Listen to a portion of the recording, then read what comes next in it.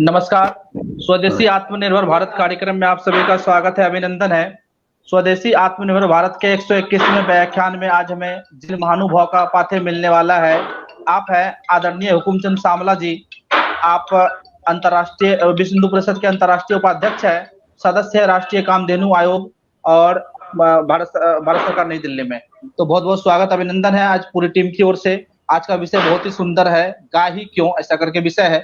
और आज के कार्यक्रम और भी सुंदर हो गया है क्योंकि आज मुख्य अतिथि के रूप में हम सभी के मध्य जो है आप है आदरणीय श्रीमान प्रोफेसर संजय द्विवेदी जी, महानिदेशक है भारतीय जनसंचार संस्थान आईआईएमसी में। तो आपका भी स्वागत, अभिनंदन है आज के कार्यक्रम में। और हमारे साथ एक और महानुभाव जुड़ने वाले हैं, अभी जुड़ेंगे। तो मैं आज के कार्यक्रम के लिए आदरणीय हुकुमचंद सामला जी को आमंत्रित करता हूँ।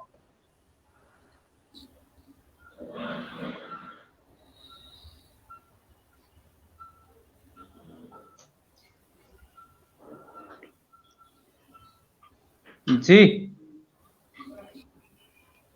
जी, शुरू करें भाई साहब।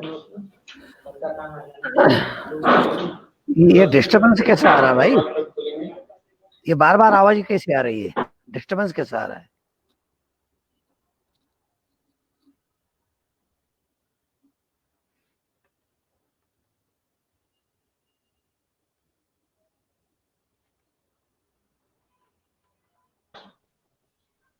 जी शुरू करिए भाई साहब। विश्ववंदनी मातृशक्ति, मेरे देश बंधुओं, धर्म बंधुओं, आज का विषय है गाय ही क्यों। विश्व के जीवन का आधार है भारत, भारत की आत्मा है ग्राम, ग्राम का आधार है कृषक किसान, कृषक किसान का आधार है कृषि खेती, कृषि और खेती का आधार है हमारा प्रिय गोवंश। योगी, रोगी और निरोगी, इन तीनों को जीवन प्रदान करता है हमारा गोवंश। योगी को योग के लिए, रोगी को स्वस्थ रहने के लिए, निरोगी को दूध और शुद्ध अन्न के लिए गौ माता अनिवार्य है। पर्यावरण तथा रोजगार मूलक अर्थव्यवस्था का आधार भी प्राचीन काल से हमारा गोवंश ही रहा है, जिससे भारत आत्मनिर्भर था। ऋषि कृषि भारत की पहचान है। गौ माता भारतीय संस्कृति की प्राण रेखा है, भारतीय अर्थशास्त्र का मेरुदंड है। भारतीय संस्कृति 3 शब्दों से गुजरती है, प्रकृति, संस्कृति और विकृति। प्रकृति भूख लगना प्रकृति है, बांट कर खाना संस्कृति है और छीन कर खाना विकृति है। गाय भी हमें यही संकेत करती है। दूध पीना प्रकृति है, सेवा पूजा संस्कृति है, हत्या ये विकृति है। इस विकृति को मिटाना हम सबका दायित्व है। हम सब जानते हैं मनुष्य शरीर पंचतत्व से मिलकर बना है, ये संपूर्ण प्रकृति भी पंचतत्व से मिलकर बनी है। भूमि, आकाश, वायु, अग्नि, जल, इन पंचतत्वों को ही प्रदान करती है गौ माता। गोबर से भूमि तत्व आता है, रंभाने से आकाश तत्व आता है, निश्वास से वायु तत्व आता है, घी से अग्नि तत्व आता है और गौमूत्र से जल तत्व आता है। गौ माता रक्षक है, इसलिए गाय आवश्यक है। हम सब जानते हैं कि हमने प्रगति के नाम पर अपनी परंपरा को उपेक्षित किया है। हम जरा देखें उपेक्षा कैसे हुई। नलों में जब से पानी आना प्रारंभ हुआ, नदी कुएं उपेक्षित हो गए। अंग्रेजी दवाई आई, तुलसी का पौधा उपेक्षित हो गया। कैसेट सीडी आई, मोहल्ले के भजन उपेक्षित हो गए। सस्ता फूहड़ साहित्य आया, रामायण जी, गीता जी उपेक्षित हो गई। कोल्ड स्टोरेज आया, ऋतु फल उपेक्षित हो गए। फ्रिज, बॉटल, मटके, सुराई ये उपेक्षित हो गए। रेडीमेड आटा आया, अनाज धान उपेक्षित हो गया। एसी कूलर आया, नीम की छाया उपेक्षित हो गई। ब्रेड बिस्किट आए, रोटी उपेक्षित हो गई। प्लास्टिक पॉलीथीन आया, पत्तल धुने उपेक्षित हो गए। ग्रामीण रोजगार समाप्त हो गया। डालडा घी, देशी घी, डालडा घी आया, देशी घी उपेक्षित हो गया। कोल्ड ड्रिंक्स आया, छाछ लस्सी उपेक्षित हो गई। पाश्चात्य संगीत आया, माँ की लोरी उपेक्षित हो गई। मम्मी डैडी शब्द आए, माता पिता शब्द अपमानित हो रहे हैं। अंकल आंटी शब्द आए, रिश्ते सीमित हो गए। अंग्रेजी भाषा आई, भारतीय भाषाएं उपेक्षित हो गई। रासायनिक खाद आया, देशी खाद उपेक्षित हो गया। ट्रैक्टर ट्रॉली आई, बैलगाड़ी उपेक्षित हो गई। वोट बैंक की राजनीति आई, हिंदू उपेक्षित हो गया। जर्सी गाय आई, देशी गाय उपेक्षित हो गई। गूगल गुरुजी आए, गुरुजी शब्द उपेक्षित हो गए। मेरे एक मित्र हैं, उन्होंने एमएससी किया है। वे एक दिन मॉल में चले गए, वहां से उन्होंने किनवा नाम का एक पदार्थ खरीदा। घर आए, श्रीमती जी को कहा किनवा बनाओ। उन्होंने कहा मैंने तो नाम ही पहली बार सुना है, इसे बनाना कैसे? अरे भगवान, इसमें क्या है, गूगल गुरुजी से पूछ लो। उन्होंने तत्काल गूगल गुरुजी को डाउनलोड किया और पूछा कि किनवा बनाने की विधि बताइए। अंदर से उत्तर आया, लड़की पटाने की विधि। यह तो यंत्र है, जो हमने डाला है वही निकलेगा। किनवा लड़की भी हो सकती है, किनवा वस्तु भी हो सकती है, किनवा चीज भी हो सकती है। पर मैं ये कहना चाहता हूं, हमें जो गुरु पढ़ाते थे या पढ़ाते हैं, वे आयु के अनुसार कौन सी बात कहना चाहिए और कौन सी नहीं, स्त्रीलिंग को कौन सी बात कहना चाहिए, पुल्लिंग को कौन सी बात कहना चाहिए। गुरु की आवश्यकता कल भी थी, आज भी है और कल भी रहेगी। चलिए हम कुछ कड़वे सच से भी परिचित हो जाएं। कक्षा में शिक्षक ने विद्यार्थी से पूछा, बेटे बताओ शहर गांव में क्या अंतर है? विद्यार्थी ने कहा, जहां गाय पाली जाती है और कुत्ते आवारा घूमते हैं उसे गांव कहते हैं, और जहां कुत्ते पाले जाते हैं और गाय आवारा घूमती है उसे शहर कहते हैं। यह कड़वा सच है। गांव में अनपढ़ व्यक्ति गाय चराते हैं, शहर में पढ़े लिखे लोग कुत्ते घुमाते हैं। यह भी कड़वा सच है। अनाथ आश्रम में बच्चे मिलते हैं गरीबों के, शहरों में वृद्ध आश्रम में माँ बाप मिलते हैं अमीरों के। यह भी कड़वा सच है। पहले स्वदेशी चीज अच्छी लगती थी, अब विदेशी चीज अच्छी लगती है। यह भी कड़वा सच है। पहले हम गुरु को ढूंढते थे, गुरुजी को ढूंढते थे, अब गुरुजी विद्यार्थी को ढूंढते हैं। पहले शिष्य खड़े होकर पढ़ता था, अब गुरुजी खड़े होकर पढ़ाते हैं। पहले जीवन की शिक्षा विद्यालय और गुरुकुल में मिला करती थी, अब जीविका की शिक्षा मिलती है। हम पहले धार्मिक व्यक्ति अच्छे माने जाते थे, अब धर्मनिरपेक्ष व्यक्ति अच्छे माने जाते हैं। हम जय तो गौ माता की बोलते हैं, पर दूध भैंस का पीते हैं। यह भी कड़वा सच है। पहले पॉजिटिव व्यक्ति अच्छे लगते थे, अब पॉजिटिव व्यक्ति नाम सुनते से ही हम भाग खड़े होते हैं। यह भी कड़वा सच है। कोरोना हाथ से फैलता है, फूल से नहीं। यह भी कड़वा सच है। संस्कृति ही हमारा मार्गदर्शन करती है। गंगा, यमुना और सरस्वती यह भारत की आध्यात्मिक शक्ति की त्रिवेणी है। शस्त्र, शास्त्र और पुरुषार्थ यह आध्यात्मिक शक्ति 7 बजे आ जाऊंगा मैं।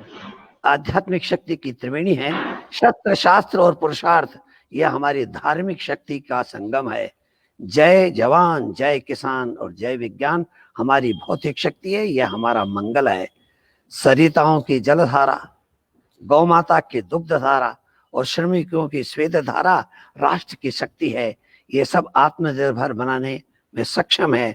सक्षम भारत ही आत्मनिर्भर भारत है। आत्मनिर्भरता के लिए हमें 3 शब्दों का समन्वय आवश्यक होता है, महत्वपूर्ण होता है।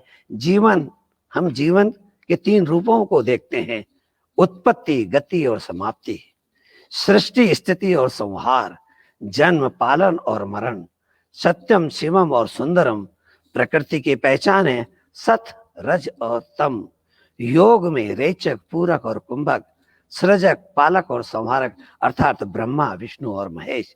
विद्या, शक्ति और धन अर्थात सरस्वती, दुर्गा और लक्ष्मी। स्वस्थ शरीर हेतु वात, पित्त और कफ का समन्वय तथा असी, मसी और कृषि भारत की अपनी व्यवस्था है। इसीलिए राष्ट्रगीत वंदे मातरम की पंक्ति सुजलाम सुफलाम मलय शीतलाम को आत्मनिर्भर भारत में सार्थक करना होगा। यही हमारी प्रेरणा है, जिससे जलवायु, जल और वायु शुद्ध होगी। इसे करेगी हमारी गौ माता। मेरे मित्रों, हम सब जानते हैं शेर का बच्चा जब जन्म लेता है तो दहाड़ता है, घोड़े का बच्चा जन्म लेता है तो हिमहिमाता है, बकरी का बच्चा जन्म लेता है तो मिमियाता है, मनुष्य का बच्चा जब जन्म लेता है तो रोता है। संसार में केवल मात्र गाय ही एक ऐसा जीव है जिसका बच्चा जन्म लेते से माँ कहकर पुकारता है। माँ शब्द कहीं से आया है तो गाय से आया है। माँ शब्द प्रस्तुत हुआ है तो गाय के मुख से प्रस्तुत हुआ है। मनुष्य को माँ शब्द संबोधन के लिए प्राप्त हुआ तो वह गाय के मुख से प्राप्त हुआ है। मेरे मित्रों, हम सब जानते हैं कि घर में माँ होती है, वो भोजन बनाती है, सबसे पहले अपने बच्चों को खिलाती है, फिर घर के पुरुषों को खिलाती है और सबके बाद में वो स्वयं खाती है। जो सबको खिलाकर खाती है वही माँ कहलाती है। किंतु माँ ने भोजन बनाया, घर में बच्चों को खिलाया, पुरुषों को खिलाया, इतने में एक अतिथि मेहमान आ गया, अपने हिस्से का भोजन माँ ने अतिथि को खिला दिया और फिर जो कुछ बचा कुचा था खाकर बस हो गई। जो बचा कुचा खाती है वह माँ कहलाती है। गाय का भी लक्षण ऐसा ही है, गाय भी बचा कुचा खाती है। केला हमने खाया, छिलका गाय ने खाया, मटर हमने खाए, मटर के छिलके गाय ने खाए, भुट्टा हमने खाया, भुट्टे का छिलका गाय ने खाया, गेहूं हमने खाया, गेहूं का भूसा गाय ने खाया, मक्का हमने खाई, मक्का की टहनी गाय ने खाई, ज्वार हमने खाई, ज्वार के कड़ब गाय ने खाई। जो मनुष्य के लिए वेस्ट है उस वेस्ट को खाकर अमृत जैसा वेस्ट दूध देती है, इसलिए गाय माँ कहलाती है। जरा गर्भकाल का विचार कर ले।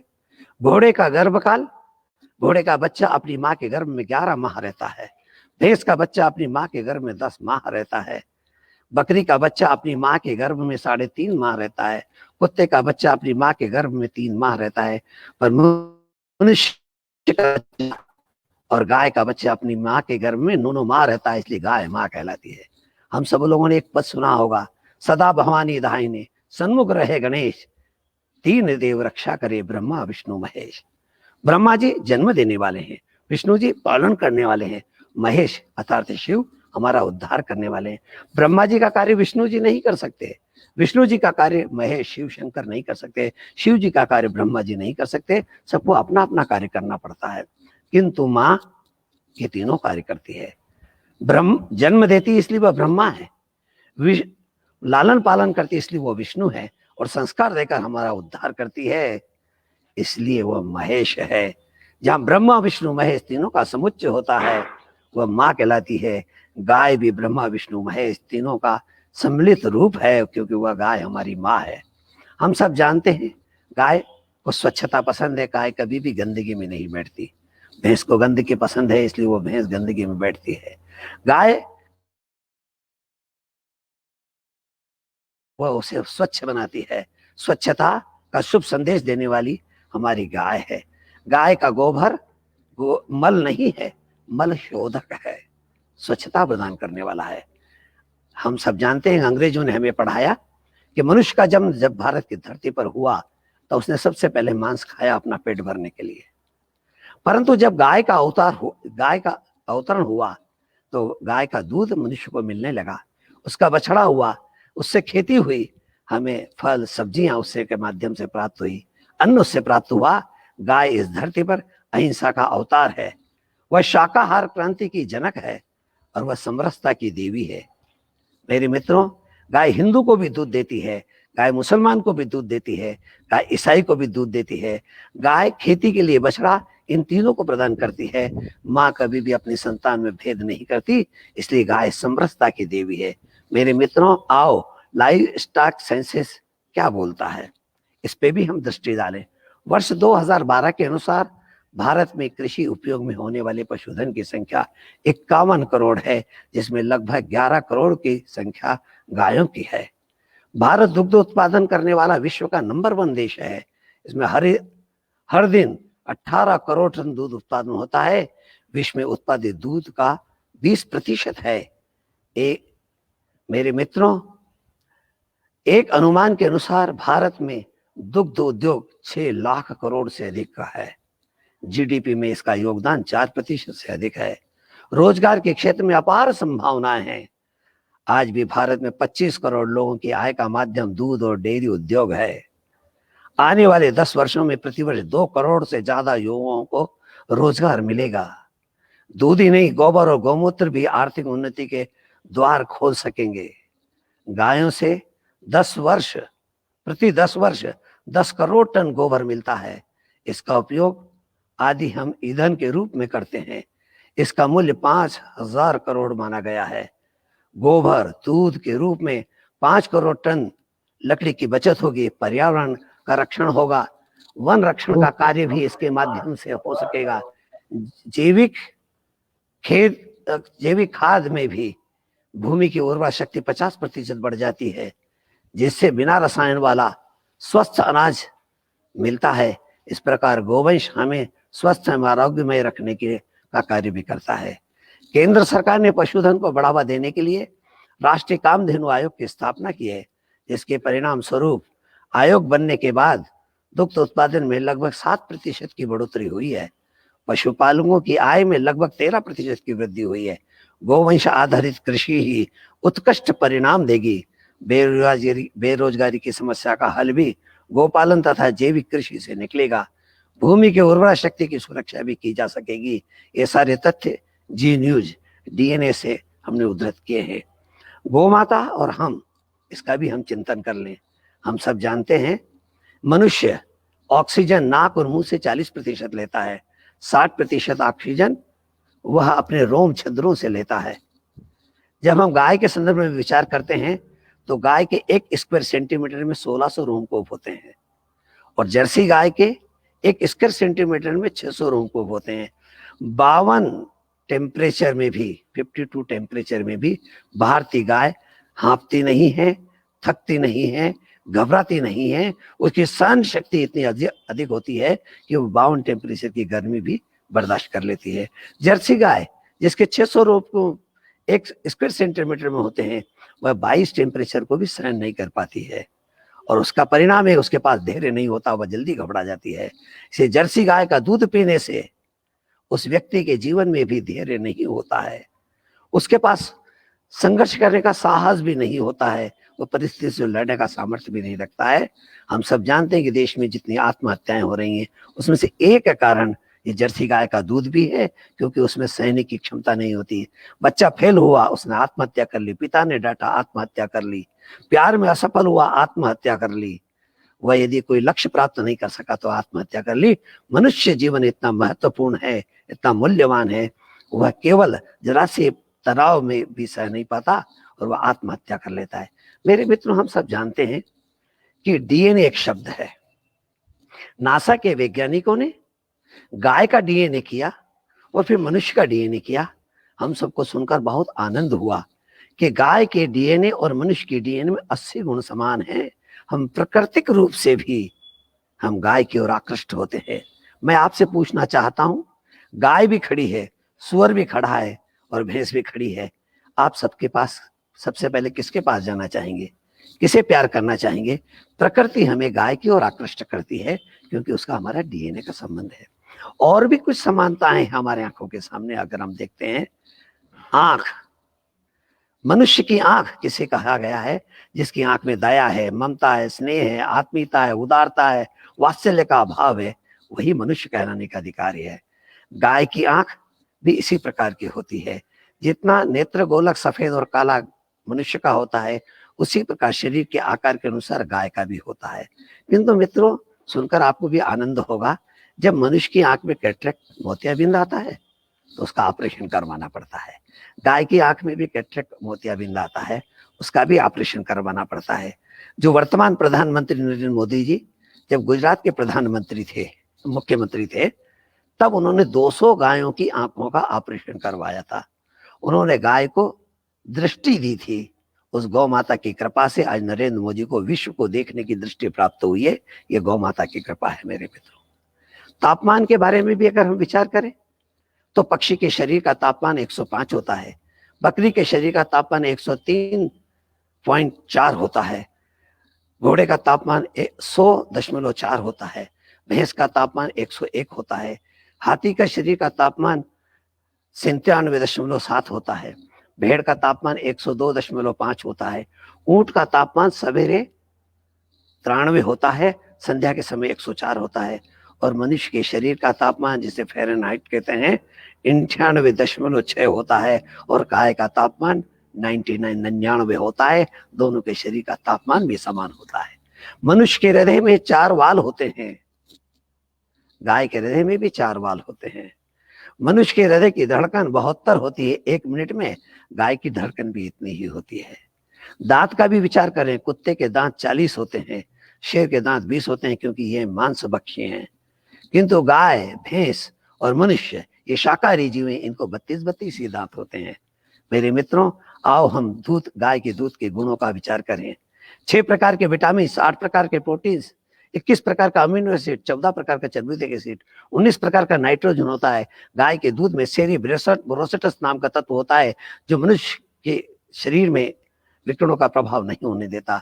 गाय के शरीर में MDGI नाम का प्रोटीन तत्व होता है। गाय के दूध में प्रोटीन तत्व होता है जो मनुष्य की रक्त धमनी में कैंसर को नहीं आने देता। गाय के दूध में CLA कंजुगेटेड लेनोलिक एसिड होता है जो कैंसर रोधी क्षमता रखता है। गाय के दूध A2 प्रोटीन का होता है, इसलिए रोग प्रतिरोधक क्षमता रखता है। वो गाय का दुनिया में किसी जीव का मूत्र नहीं पिया जाता, केवल गाय का मूत्र ही पिया जाता है। गाय के मूत्र में अमोनिया गैस है, मैग्नीशियम, फास्फोरस है, यूरिया है, सल्फर है, एसिड है, स्वर्ण क्षार है, लोह तत्व है, ताम्र तत्व है, लैक्टोज है, जल तत्व है, ऐसे 24 रसायन होते हैं। मेरे मित्रों, मैं एक उदाहरण सुनाना चाहता हूँ। गाय के दूध का महत्व हमें ध्यान में आ जाएगा। सड़क के किनारे एक मोटा बालक और एक दुबला पतला बालक खड़ा हुआ था। दोनों आपस में संवाद करने लगे। मोटे ने धीरे से पूछा पतले दुबले उस स्मार्ट बालक से, क्यों तेरी कोई गर्लफ्रेंड है? उसका नहीं है। उसने पूछा आपकी है? मोटे ने कहा नहीं, मेरी भी कोई नहीं है। दोनों इस पे चर्चा कर ही रहे थे कि इतने में एक सुंदर कीमती गाड़ी आकर सामने खड़ी हुई। उसे एक सुंदर युवती चला रही थी। युवती ने इन दोनों को देखा, इन दोनों ने युवती को देखा। मन में विचार करने लगे, भगवान इतना दयालु है, अभी हम चर्चा कर रहे थे कि कोई गर्लफ्रेंड है क्या, भगवान ने भेज भी दी, इतनी जल्दी बात सुन ली हमारी। उस युवती ने उन दोनों युवकों को कहा चलोगे? मानो लॉटरी खुल गई। दोनों गाड़ी में बैठ गए, गाड़ी चलने लगी, दोनों स्वप्न लोक में उड़ने लगे। मोटे के मन में विचार आया, इस दुबले पतले सीखड़े को देखकर लॉटरी इसके नाम पे तो नहीं खुलेगी, लॉटरी खुलेगी तो मेरे नाम पर खुलेगी। दुबला पतला मन में सोच रहा था, इस मोटे को देखकर तो कोई प्रभावित नहीं हो सकता है, मैं स्मार्ट हूँ, लॉटरी आज मेरे नाम ही खुलेगी। आज तो ये सौंदर्य की देवी हम पर प्रसन्न है। गाय एक विशाल बंगले के सामने जाकर खड़ी हुई। प्रहरी दौड़ कर आए, गाड़ी का द्वार खोला, दोनों बालक नीचे उतरे, वह युवती भी नीचे उतरी। उन्हें कहा चलिए, दोनों अंदर आए। घंटी बजी, पानी आया, नाश्ता आया, पानी नाश्ता दोनों ने लिया। इतने में वह युवती उठकर अंदर गई और 2 दुबले पतले बच्चों को लेकर आई और कहने लगी, देखो बेटो, मैं तुम्हें समझाती थी ना, भैंस का दूध पियोगे तो ऐसे मोटे हो जाओगे और गाय का दूध पियोगे तो ऐसे स्मार्ट बन जाओगे। फिर इन दोनों की ओर देखते हुए कहा, आप लोग जा सकते हैं। उन दोनों के मन पर क्या गुजरी होगी ये तो मैं नहीं कह सकता, किंतु मैं इतना कह सकता हूं कि गाय का दूध पीने से मनुष्य जीवन में तेजस्विता आती है, उसके प्राकृतिक सौंदर्य आता है, उसके शरीर में चपलता और बुद्धि की तीक्ष्णता आती है। इसलिए मेरे मित्रों, आत्मनिर्भर अगर भारत को बनाना है तो जो परिणामकारी प्रकल्प आज हमारे सामने है उसका भी चिंतन हमको करना होगा। गोबर शिल्प, गाय के गोबर से क्या क्या निर्माण हो सकता है।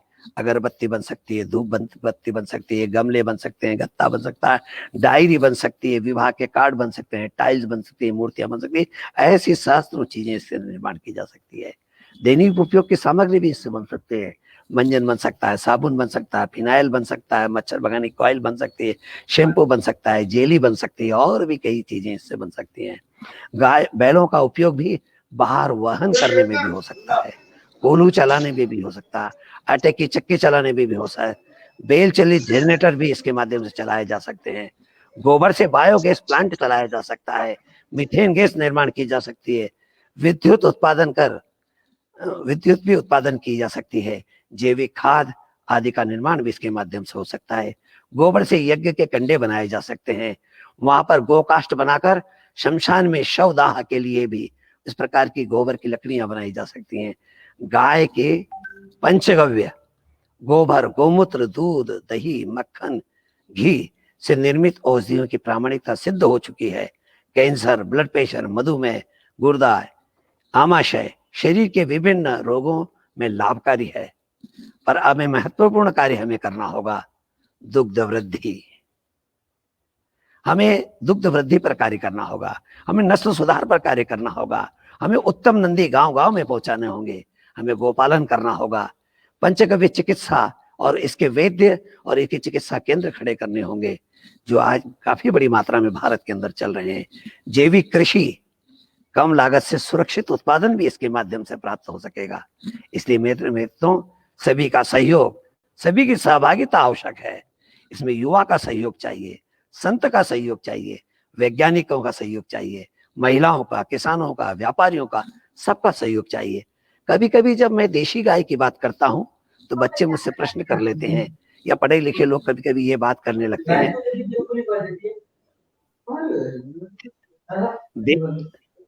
देशी गाय और विदेशी गाय में क्या अंतर है, क्या फर्क पड़ता है, क्या स्वदेशी और क्या विदेशी, एक ही तो चीज है, इसमें क्या अंतर पड़ने वाला है, क्या स्वदेशी और क्या विदेशी, इसकी बात नहीं करना चाहिए। तब मैं उन्हें बताना चाहता हूँ, जो भारत के अंदर वनस्पति आज वर्तमान में है, इसमें विदेशी वनस्पति भी है, जैसे सुबबूल, बेशरम, यूकेलिप्टस। परंतु एक बात मैं बता देना चाहता हूं, भारत का पक्षी विदेशी वनस्पति को पहचानता है। वह सुबबूल पर कभी घोंसला नहीं बनाता, बेशरम पर घोंसला नहीं बनाता, यूकेलिप्टस पर घोंसला नहीं बनाता, इन पर वह बैठता भी नहीं है। एक भारत का पक्षी विदेशी वनस्पति को पहचानता है। इतना ही नहीं मेरे मित्रों, फल असली है या नकली है, आजकल हम सब जानते हैं हाइब्रिड फल आ रहे हैं, पर देखा होगा जो स्वदेशी फल है, जो प्रकृति निर्मित फल है, जिसमें कोई प्रयोग नहीं किया गया, हमारा पक्षी उसी पर चोंच लगाता है, उसी को खाता है। हाइब्रिड फल पर कभी भी वह चोंच नहीं लगाता। आजकल बड़े बड़े अमरूद आ रहे हैं, उसको कभी किसी पक्षी ने खाया नहीं। विदेशी तरबूज आ रहा है, विदेशी खरबूज आ रहा है, उस पर कभी पक्षी चोंच नहीं मारता। यह वो पक्षी जानता है कि ये विदेशी फल हैं। फूलों के बारे में हम विचार करें तो आज विभिन्न प्रकार के फूल पैदा करने लगे हैं हम। गुलाब भी लाल गुलाब, पीला गुलाब, हरा गुलाब, नीला गुलाब, सफेद गुलाब, काला गुलाब होता है। पर आपको सुनकर आश्चर्य होगा, भारत की तितली ये विभिन्न रंग के गुलाब के फूल पर नहीं बैठती है, भंवरा भी उस पर नहीं जाता है, मधुमक्खी भी उस पर जाकर नहीं बैठती है, क्योंकि वह जानती है कि ये असली नहीं है, इनमें पराग भी नहीं है, मधुरता भी नहीं है, सुगंध भी नहीं है। वह ये जानते हैं। तब मैं कहना चाहता हूं, एक पक्षी विदेशी वनस्पति को पहचानता है, एक पक्षी हाइब्रिड फल को पहचानता है, विदेशी रंग वाले फूल या क्रॉस किए हुए फूलों को तितली, भंवरा और मधुमक्खी पहचानती है। भगवान की कृति, श्रेष्ठतम कृति मनुष्य स्वदेश और विदेशी का विचार नहीं कर पाते हैं। तब मैं उन्हें कहना चाहता हूं कि वे इन पक्षी, इनसे हम प्रेरणा ग्रहण करें। आओ मेरे मित्रों, मुझे इसी विषय में इतना ही कहना था। हम सबका सहयोग ही ये गाय की अनिवार्यता इस देश में स्थापित करेगी। गाय भारत की अर्थव्यवस्था है, गाय भारत का पर्यावरण है, गाय भारत का विज्ञान है, गाय भारत की संस्कृति है, गाय भारत का ज्योतिष शास्त्र है, गाय भारत का अर्थशास्त्र है।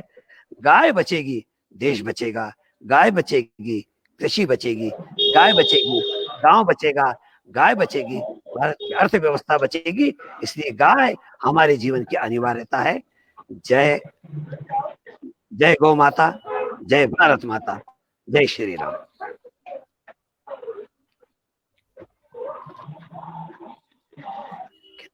कितना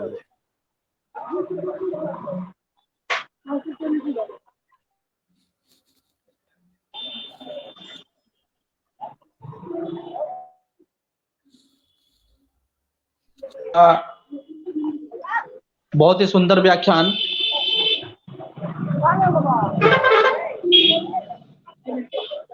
सभी लोग 1 मिनट।